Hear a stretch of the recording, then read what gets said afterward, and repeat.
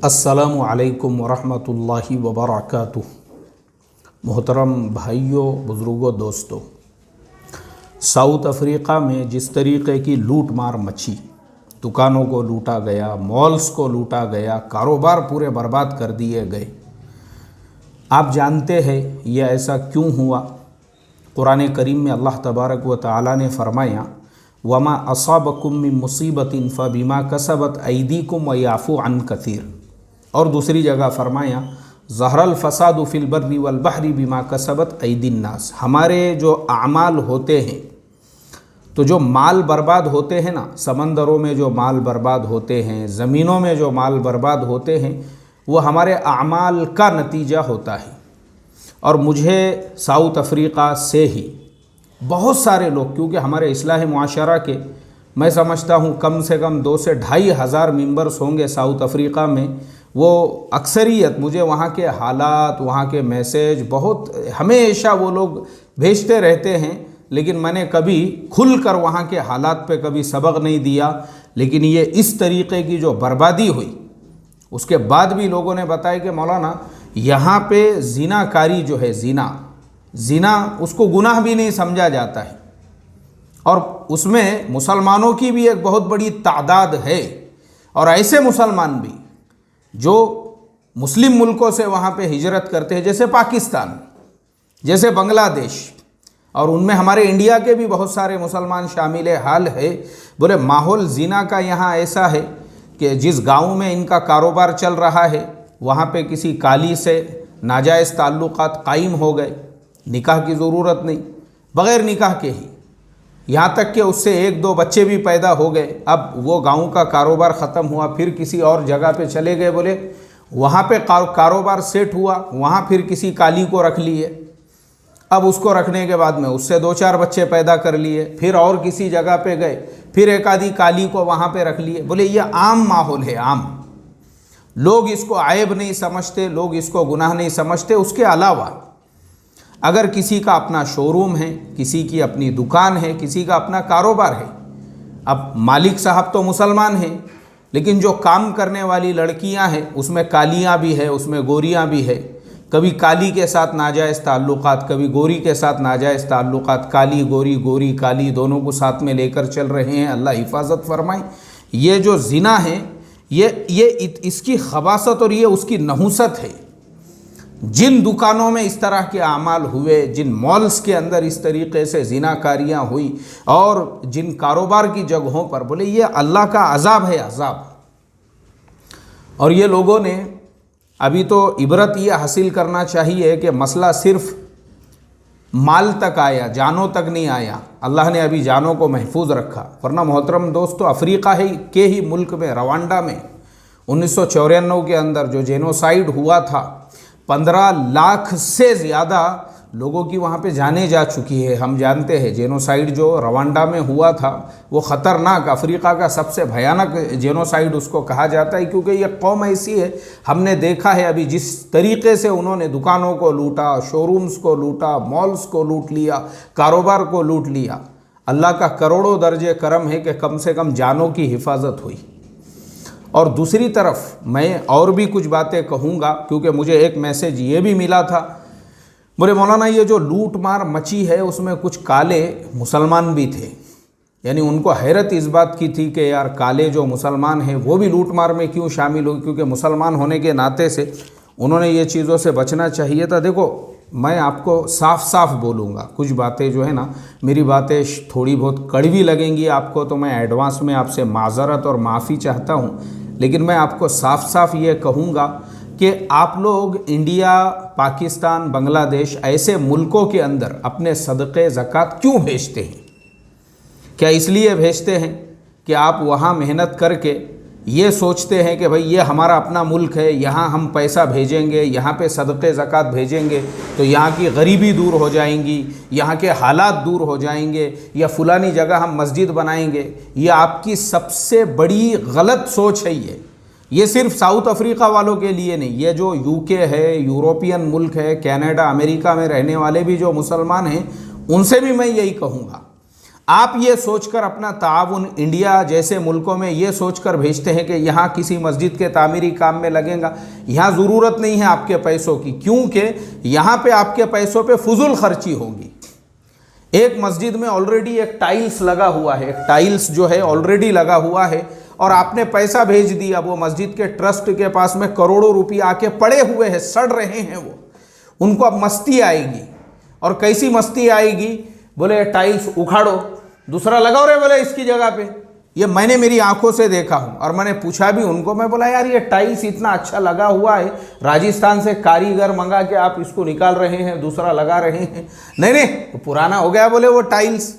वो हमारे गांव का एक आदमी रहता है बोले लंदन में, उसने 2 करोड़ रुपये भेजा था लगा देने का है, बोले वो 2 करोड़ रुपये पूरे टाइल्स बदलने के अंदर। मुझे आप बताओ, क्या ये हराम खोरी या फजूल खर्ची नहीं है? क्या ज़रूरत है भाई, क्यों भेज रहे आप पैसे? यहाँ आपके पैसों पे जो है ना खाली मिंबरों और मीनारों को रोगन मारा जा रहा, रोगन। हाँ, इसके अलावा कुछ भी नहीं है। अय्याशियाँ और बर्बादी हो रही है आपके पैसों की, उसके अलावा कुछ नहीं। और अगर आप ये सोच के भी भेजते होंगे, अरे यार मेरा खलेरा भाई गरीब है इंडिया में, उसको कुछ कारोबार से लगाएंगे, अरे मेरा फुफेरा भाई है यार उसको कुछ लगा देंगे, मेरा कज़िन ब्रदर से, अरे मेरा दामाद है, मेरा ये है, मेरा वो है, ये आपकी सबसे बड़ी गलत फहमी है।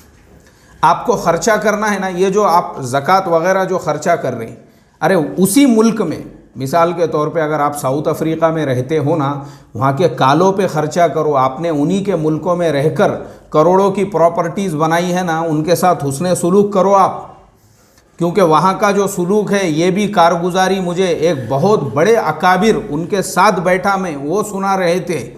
बोले वो अभी 4 महीने लगा के आए थे वहाँ से, और इत्तेफाक से मेरी उनसे मुलाकात हो गई, और मैं भी 3 दिन के लिए उनके साथ में था, तो उन्होंने सुनाई। वो अभी अपने घर को भी नहीं गए थे, सफ़र में ही थे, तो वो सुनाने लगे। बोले यार मेरे तो आंखों से आंसू आ गए। बोले मैंने जब वहाँ पे ये डिस्क्रिमिनेशन देखा, ये भेदभाव देखा कि जो मुसलमान हमारे इधर से गए हुए हैं उनका दस्तरखान इफ्तार के लिए अलग बिछता है, और जो बेचारे काले गरीब हैं उनका दस्तरखान अलग बिछता है।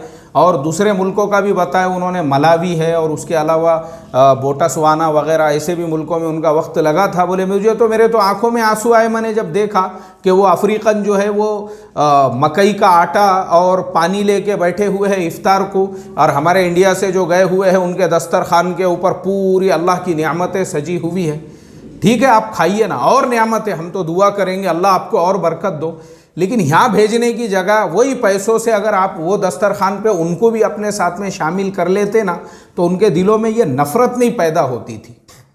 मेरे पास वीडियो है, साउथ अफ्रीका का ही एक मेंबर ऑफ पार्लियामेंट है, लाल टोपी वाला, उसका वीडियो है मेरे पास, जिसमें वो चिड़ के इंडियंस और गुप्ता और जो लोग यहाँ से गए हुए, उसको क्या लेना देना है, कौन हिंदू है कौन मुसलमान है, उनके लिए तो सिर्फ सब लोग इंडियन है, और पाकिस्तानी है, और नॉन अफ्रीकन है, उसके लिए तो कॉमन है। बोले ये लोग आके हमारे मुल्क को बेच रहे हैं। आप देखो ना, उसके जुमले मैंने 2-3 मरतबा सुना। ये लोग बोले हमारे मुल्क में आके बेच रहे हैं, और ये हमारे मुल्क में ऐसा कर रहे हैं, और वो हमारे मुल्क में ऐसा कर रहे हैं। यानी आप सोचो, जो नफ़रत का माहौल है ना, नफ़रत का माहौल, जैसे जो है लोगों को वरगलाने और उकसाने वाले लोग वहाँ पे भी मौजूद है, और वो भी मेंबर ऑफ पार्लियामेंट है वहाँ का, वो उसकी स्पीच सुना मैंने। तो आप सोचो, ये लोग इस तरह का माहौल क्यों क्रिएट कर रहे हैं, क्यों पैदा कर रहे हैं? वो सिर्फ़ और सिर्फ वहाँ की जो अक्सरियत है उसको वरगलाने के लिए, और उन्हीं के वरगलाने के ऊपर ये सारा माहौल वहाँ पे बिगड़ा है। अब आप अगर उनके साथ हुस्ने सुलूक करोगे, जैसा मैंने आपको इससे पहले बताया हूँ कि हमने भी बिरादरान वतन को हम नाश्ता तकसीम करते हैं 50 लोगों को रोज़ाना। अभी लॉकडाउन की वजह से वो सिलसिला बंद है, जब गवर्नमेंट फुल परमिशन देंगी दोबारा शुरू होगा। क्यों? सिर्फ़ और सिर्फ इसलिए कि उनको हमारा भी हुस्ने सुलूक पता चले कि भाई मुसलमान जो है माशाअल्लाह वो आम लोगों के लिए भी बहुत सारे काम करते हैं। अरे आप वहीं करो, यहाँ मत भेजो आप। मैं हाथ जोड़ के कहता हूँ आपसे, ज़रूरत नहीं है यहाँ पे। तुम यहाँ जितना भी भेजोगे ना, ये कुरान में जो फरमाया, जहन्नम हलमी मजीद, जितना भी डालोगे तुम यहाँ पे वो कम पड़ने वाला है। ये वेल मछली का पेट है, इंडिया पाकिस्तान बांग्लादेश, जितना भी डालोगे तुम यहाँ सब हजम होने वाला है, मत भेजते जाओ यहाँ पे, ज़रूरत नहीं है यहाँ पे। बहुत अल्लाह ने यहाँ भी बहुत नवाज दिया लोगों को। और जो ये सोचकर आप भेजते ना, ये जो कारोबार पे मैं इसको खड़ा करूँगा उसको खड़ा करूँगा, एक बात याद रखो, दुनिया में सबसे ज़्यादा एहसान फरामोश यानी किसी पे तुमने एहसान किए और वही तुम्हारी तरफ टांग उठा के धार मारने वाले पूरी दुनिया में सबसे ज़्यादा अगर आपको कहीं मिलेंगे तो वो आपको हमारे देश में मिलेंगे। फिर उसके बाद दूसरे नंबर पे वही एक लेंडे के 3 टुकड़े, बाजू का पाकिस्तान और उसके बाद में इधर का बांग्लादेश। ये फितरत है इन लोगों की। एक बात याद रखो, अगर आपने अपने किसी कज़िन ब्रदर्स के लिए वहाँ से कि उसको मैं यहाँ दुकान डाल के दे दूँगा और यहाँ उसको कारोबार सेट करके दे दूँगा, वो गालियाँ देगा आपको आपके पीठ पीछे। मिसाल के तौर पे आपने अगर वहाँ से 10 लाख भेजे होंगे ना, वो लोगों को ये नहीं बोलेगा कि मेरे कज़िन ब्रदर ने मुझे यहाँ दुकान डाल के दिया या घर बना के दिया, बल्कि वो ये बोलेगा उसको क्या कमी है वहाँ अमेरिका में, अरे उसको क्या कमी पड़ी अफ्रीका में, करोड़ोंपति है वो साला, इतना कंजूस और बखील आदमी है, सिर्फ 10 लाख भेज के दिया, वो चाहता ना तो 50 लाख भी भेज के दे सकता था। ये यहाँ की फितरत है, मैं आपको बता रहा हूँ। और आप सुस्त बना रहे हो, सुस्त। जिन गाँवों से, जिन देहातों से आप साउथ अफ्रीका गए हो, आप अमेरिका गए हो, आप कनाडा गए हो, आप कभी अपने उन्हीं गाँवों का एक आध मरतबा खामोशी में आके जायज़ा लोगे तो आपको वहाँ के चबूतरों के ऊपर सारे नौजवान, क्योंकि आपने उनको काहिल और सुस्त बना दिए, सब मोबाइल लेके बैठे हुए हैं। उनमें से बहुत सारों के हाथ में जो है गोल्ड फ्लैग सिगरेट है और बहुत सारों के हाथ में विमल गुटखे की पुड़ी है और बहुत सारों के हाथ में गाय छाप जर्दा है और बहुत सारों के हाथ में मिराज जर्दा है। बैठे हुए मस्त अय्याशी में तुमने उनको नशेड़ी बना दिए। वहाँ बैठे बैठे वहाँ रह के तुमने जो है ना इनको सुस्त बनाए, काहिल बनाए। ये कोई काम नहीं कर रहे, ये कोई धंधा नहीं कर रहे, ये बैठे हुए हैं दम मारो दम बोल के आता खींचते हुए, दम पे दम लगाओ रे दम, सिगरेट पे सिगरेट, तंबाकू पे तंबाकू, गुटखे के गुटखे, और सुस्त और काहिल बना दिए तुमने इनको। अल्लाह हिफाजत फरमाई, तुम जिम्मेदार है इसके लिए। तो इसकी बजाय आप कहाँ खर्च करोगे? तुम तुम्हारी औलादों पे खर्चा करो, औलादों पे। अगर आप यूके में रहते हैं, अगर आप अमेरिका में रहते हैं, अगर आप कनाडा में रहते हैं, अगर आप साउथ अफ्रीका में रहते हैं ना, तो तुम्हारी जो औलादें हैं, यानी वहाँ पे जो कम्युनिटी है अपनी एशियन कम्युनिटी के जो मुसलमान हैं वहाँ पे, उसमें सबको ले लो, या वहाँ के भी जो लोग वहाँ पे नमाज़ों वगैरह के लिए आते, वो नौजवानों को मस्जिदों में तरगीब देने के लिए जो यहाँ भेज रहे ना तुम पैसा रिश्तेदारों को सेटल करने के लिए, उसी पैसे में से वहाँ के जो नौजवान हैं उनके लिए पिज़्ज़ा पार्टी रखो ना आप मस्जिद के सहन में, लिख के लगाओ वहाँ पे, हर नमाज के बाद हमारे यहाँ पे जो है पिज़्ज़ा पार्टी होंगी। मस्जिद में एक बेहतरीन वो जो नौजवान आने वाले हैं उनके लिए चॉकलेट पार्टी होंगी, उनके लिए बर्गर पार्टी होंगी। माशाल्लाह ये सारी चीज़ें आप ऐसी तरगीबी चीज़ें रखो, इनाम रखो। वहाँ पे जो बच्चे जो है पाबंदी के साथ फजर की नमाज में 40 दिन आएंगे, उनको एक बाइक इनाम दी जाएगी। कौन मना किया आपको? वहाँ खर्चा करो आप। तो इसका फ़ायदा क्या होगा पता है आपको? आपकी जो नस्लें हैं, कनाडा की जो नस्लें हैं, यूएस की जो नस्लें हैं, साउथ अफ्रीका की जो नस्लें हैं और अमेरिका की जो नस्लें हैं, ये नस्लें आपके काबू और कंट्रोल में रहेगी। वो नमाजी रहेंगे, वो दीनदार रहेंगे, वो आपके काबू कंट्रोल में रहेंगे और मस्जिद से जुड़े हुए रहेंगे। जब वो देखेंगे कि भाई मस्जिद में नमाज को गए, और ये सुन्नत है हमारे नबी सल्लल्लाहु अलैहि वसल्लम की, बच्चों को तरगीब देना। इसीलिए फरमाया जब 7 साल की उम्र के हो जाए तो उनको नमाज की तरगीब दो, नमाज का हुक्म दो उनको, प्यार से, मोहब्बत से, लाड़ से, इस तरीके से उनको नमाजी बनाओ। वहाँ पे करो ना आप ऐसे इनामात वगैरह रखो तो आपकी नस्लें महफूज रहेंगी। यहाँ वालों को भेजेंगे ना, ये टांग उठा के ऐसा धार मारेंगे आपके ऊपर, कुछ फ़ायदा नहीं है। आपने जो भेजे हुए पैसे हैं वो अय्याशी में उड़ा देंगे, आईपीएल के सट्टे में जो है वो पूरे लुटा देंगे और आपको फिर फ़ोन करके बोलेंगे मेरा लॉस हो गया, मैं लॉकडाउन में था, मेरी दुकान इतने सालों से, दिनों से बंद है, उसका तो भाड़ा इतना चला गया। फिर वापस से जो है कटोरा लेके खड़े हो जाएंगे कि और मेरी मदद करो बोल के। कब तक मदद करेंगे आप ऐसे रिश्तेदारों की? काय को आप अपनी ज़िंदगियां बर्बाद कर रहे हैं यहाँ वालों के चक्कर में? देखो मेरा तजुर्बा है, मैंने भी बहुत सोशल वर्क के जो है नए नए फार्मूले, अभी आप देख रहे होंगे कि मैंने जैसा बताया हम लोग नाश्ता कराते हैं, वो एक मामूली चीज़ है, नाश्ता कराना ठीक है, वो तो उसमें कोई मसला नहीं है।